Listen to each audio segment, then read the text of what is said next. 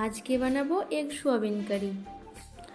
সব প্রথমে সোয়াবিনগুলোকে গরম জলে 15 মিনিটের মতো ভিজিয়ে রেখেছিলাম, তারপরে ভালো করে ধুয়ে নিলাম।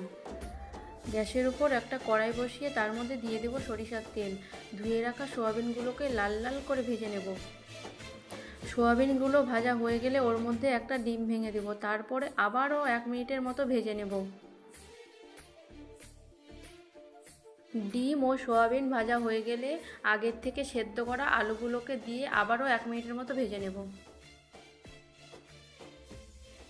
তারপর আবার কড়াই বসিয়ে ওতে দিয়ে দেবো সরিষার তেল, লঙ্কা কুচি, পাঁচফোড়ন, পেঁয়াজ কুচি, টমেটো কুচি, এগুলোকে দিয়ে ভালো করে ভেজে নেব।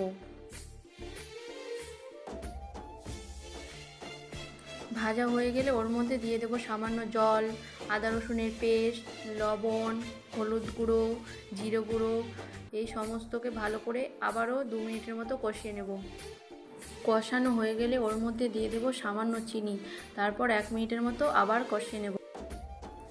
কষানো হয়ে গেলে ওর মধ্যে দিয়ে দেবো আগের থেকে ভেজে রাখা সয়াবিন, ডিম ও আলুগুলোকে, তারপর 2 মিনিটের মতো আবারও একটু জল দিয়ে কষিয়ে নেব।